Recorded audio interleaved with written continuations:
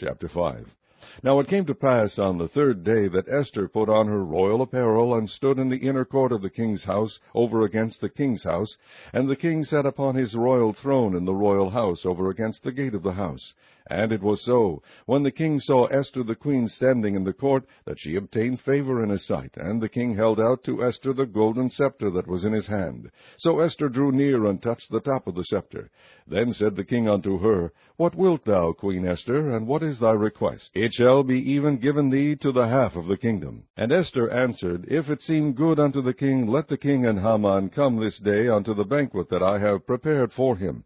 Then the king said, Cause Haman to make haste, that he may do as Esther hath said. So the king and Haman came to the banquet that Esther had prepared. And the king said unto Esther at the banquet of wine, What is thy petition? And it shall be granted thee. And what is thy request? Even to the half of the kingdom it shall be performed.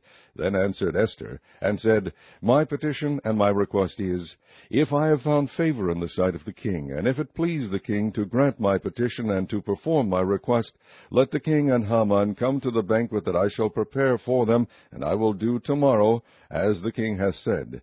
Then went Haman forth that day joyful and with a glad heart. But when Haman saw Mordecai in the king's gate, that he stood not up, nor moved him, he was full of indignation against Mordecai. Nevertheless, Haman refrained himself, and when he came home, he sent and called for his friends, and Zeresh his wife. And Haman told them of the glory of his riches, and the multitude of his children, and all the things wherein the king had promoted him, and how he had advanced him above the princes and servants of the king. Haman said moreover, Yea, Esther the queen did let no man come in with the king unto the banquet that she had prepared, but myself, and tomorrow am I invited unto her also with the king.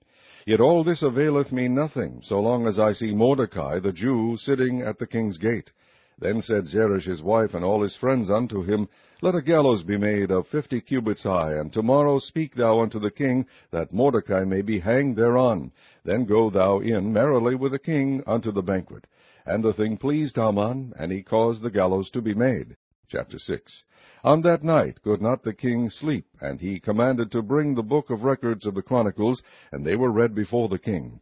And it was found written that Mordecai had told of Bigthana and Teresh, two of the king's chamberlains, the keepers of the door, who sought to lay hand on the king Ahasuerus. And the king said, What honor and dignity hath been done to Mordecai for this? Then said the king's servants that ministered unto him, There is nothing done for him. And the king said, Who is in the court? Now Haman was come into the outward court of the king's house to speak unto the king to hang Mordecai on the gallows that he had prepared for him. And the king's servant said unto him, Behold, Haman standeth in the court. And the king said, Let him come in.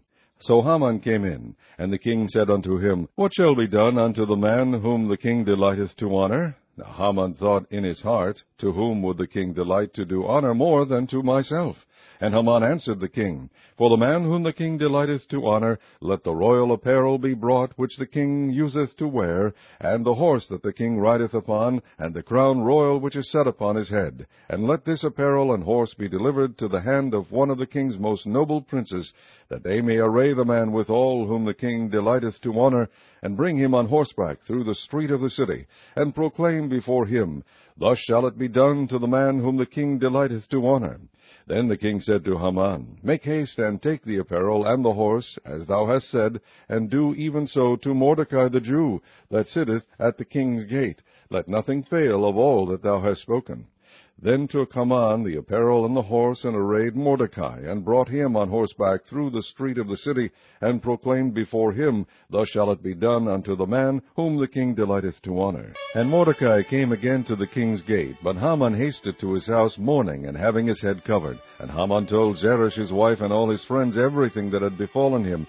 Then said his wise men and Zeresh his wife unto him, If Mordecai be of the seed of the Jews, before whom thou hast begun to fall, thou shalt not prevail against him, but shalt surely fall before him.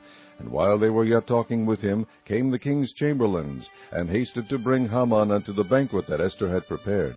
Chapter 7. So the king and Haman came to banquet with Esther the queen, and the king said again unto Esther on the second day at the banquet of wine, What is thy petition, Queen Esther? And it shall be granted thee. And what is thy request? And it shall be performed even to the half of the kingdom. Then Esther the queen answered and said, If I have found favor in thy sight, O king, and if it please the king, let my life be given me at my petition, and my people at my request. For we are sold, I and my people, to be destroyed, to be slain, and to perish. But if we had been sold for bondmen and bondwomen, I had held my tongue, although the enemy could not countervail the king's damage. Then the king Ahasuerus answered and said unto Esther the queen, Who is he, and where is he, that durst presume in his heart to do so? And Esther said, The adversary and enemy is this wicked Haman. Then Haman was afraid before the king and the queen. And the king, arising from the banquet of wine in his wrath, went into the palace garden. And Haman stood up to make request for his life to Esther the queen, for he saw that there was evil determined against him by the king. Then the king returned out of the palace garden into the place of the banquet of wine, and Haman was fallen upon the bed whereon Esther was. Then said the king, Will he force the queen also before me in the house? As the word went out of the king's mouth, they covered Haman's face. And Harbonah, one of the chamberlains, said before the king, Behold also the gallows 50 cubits high, which Haman had made for Mordecai, who had spoken good for the king, standeth in the house of Haman. Then the king said, Hang him thereon. So they hanged Haman on the gallows that he had prepared for Mordecai. Then was the king's wrath pacified.